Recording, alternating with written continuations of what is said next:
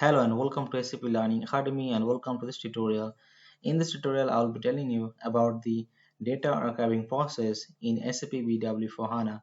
This tutorial is not only for the SAP BW4HANA consultant, but it is also relevant for those who have worked in the previous version of BW4HANA like SAP BW 7.4 or 7.5 because data archiving process, in short DAP, is the old concept, but it has been given some new features in the SAP BW4HANA. So I'll be telling you everything what was previously and what is now in regard to DAP. So what is the content for this tutorial?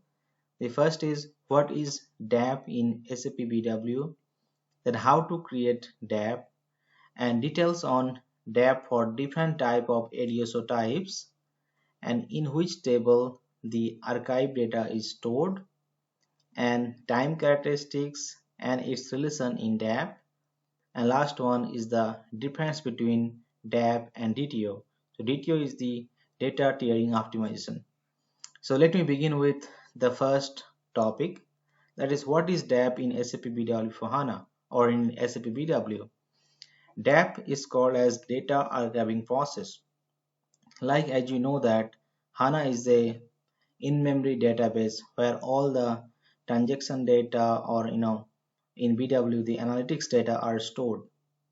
But storing the data in HANA database is always costly. So when the data becomes older, so then the business decide to archive the data into Hadoop system, any third-party system like Hadoop or SAP IQ.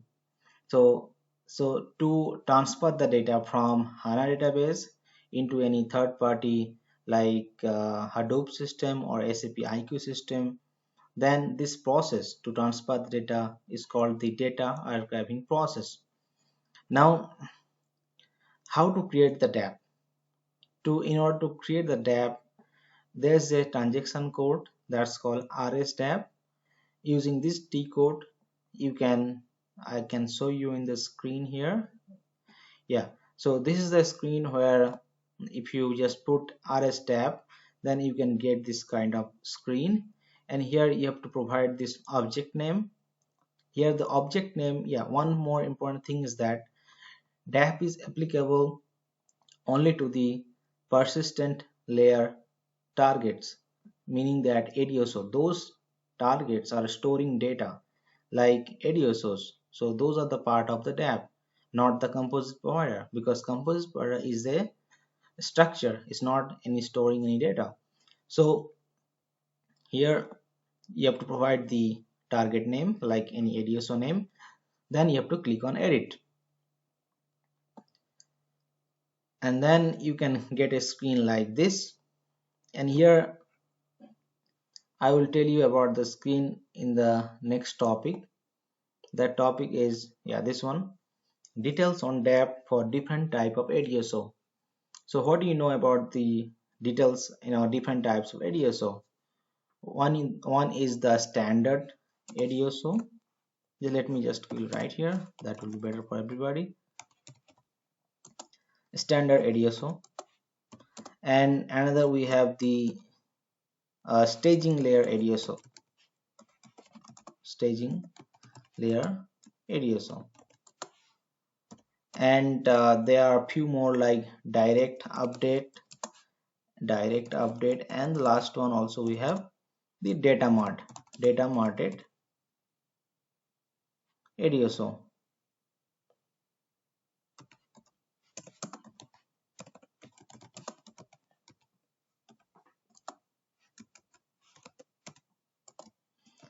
Yeah, this is the four types that we get in SAP BW4HANA.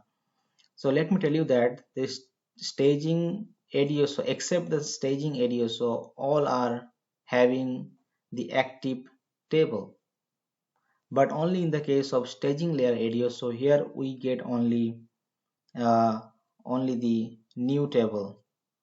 So in that case, the process for archiving will be different, because when we provide this object name for any staging layer ADSO, then what happens? The archiving will be based on request based archiving. And there are three selections: time slice, request based, and pre-selection. Mostly we will cover, or we see for time slice and request based. Request based is only for the staging layer ADSOs, where we get only new table. And time slice, so and these selections are automatically filled up once you provide this object name here, because once you put the object name, then automatically the system fills which selection profile it will take. Will it take time slice or will it take request based? And time slice for all the other targets except the staging layer, where we have this active table, like in the case of a standard ADSO, where we have new table, active table, and changelog table. And yeah, then I will also cover regarding this time slice. And yeah, this one, request based. Yeah, this one is the case for request based. As you know that in the staging layer ADSOs, the requests are not activated. So, and in the request itself, it is configured in such a way that has some date timing field combined. So this request TSN, that is the field that I'm talking about. So using this field, the archiving will be done, and this is the key for your archiving, and that will be automatically filled up, so you don't need to do anything. Second part is the time slice, and which is the other than the staging layer. Here you have to define the time slice, meaning that if you go into the second tab, like in the first tab we had this general setting, next tab we have this selection profile. So here you can see that uh, yeah, in the first tab called characteristics for time slice, if you drop down here, you will find that all the time characteristics, those are present in the target. So that ADSO you will be putting here, and all the time fields, time characteristics will be showing here. And in the next part, that is the primary partitioning characteristics, if any of those time characteristics, like say cal month or cal year, cal day, if it is selected as key field into the ADSO, then those field will be showing into the drop down here, primary partitioning characteristics. So the main part here is that you have to select a time slice characteristics, and that has to be any time characteristics. So then only this DAP will be activated. So that's the two very important feature about this time slice archiving and request based archiving. And next is that in which table the archive data is stored. Let me tell you that, as you know that for active table, we know that for active table or new table or changelog table, the naming convention is always BIC. Then for suppose your table name is suppose XXX1, that's your new table. And similar to 2,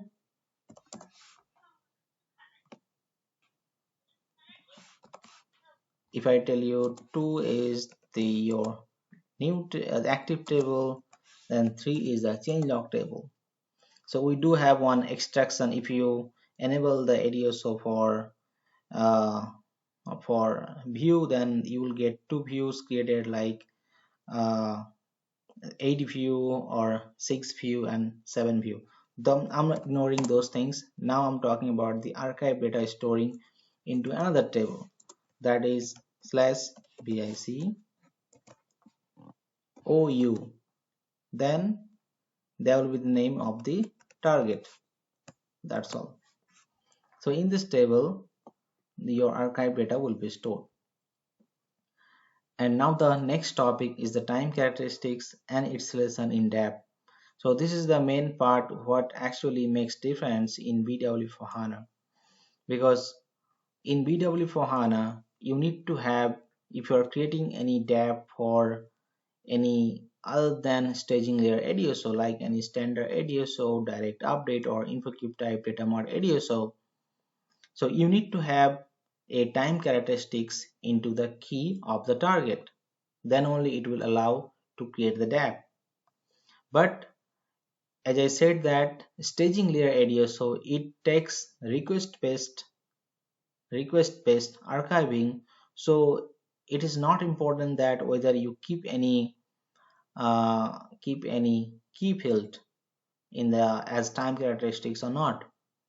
But other than the staging layer ADSO, like standard ADSO, and other than that, you have to keep any time characteristics into the key. Then only DAP will be possible. That's a new feature in SAP BW4HANA. But in the previous version, like 7.5, 7.4, that time, we SAP did not require for any key field in the time characteristics. So now the next one and the last one, the difference between DAP and DTO. So this is DTO is a new concept in BW4HANA. You can see my other tutorial in my YouTube channel.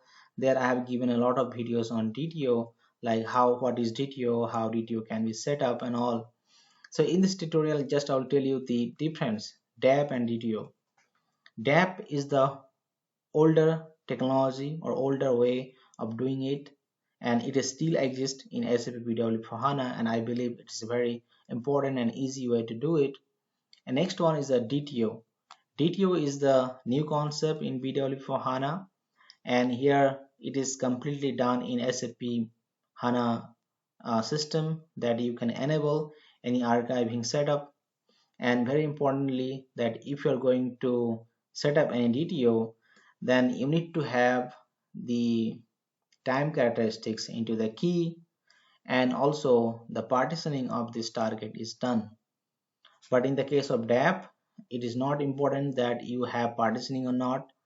You just need to have time characteristics into the key for the other than the staging layer DSO, and for this other than and only for staging layer DSO you don't need to have the time characteristics. So that's the difference. And last one, how can you enable how can you start the DAP? Like there's another image I have. Yeah, if you go to the process chain maintenance, there you can get multiple SAP standard steps. Like here you can see that execute data archiving process. So here, once you create and activate the DAP, then you can go into this variant, you can click there, and you can set up your archiving process. So in this way you can regularly run the archiving in your system to move the data from HANA system into the SAP IQ or any other third-party system like Hadoop system. So that's all about this tutorial, and I believe I've given you a lot of information on DTP and also DTO. If you have more information, if you want more information regarding DAP, DTO or BW4HANA, please comment below, and if you have any suggestion, please also comment below. Thank you for watching.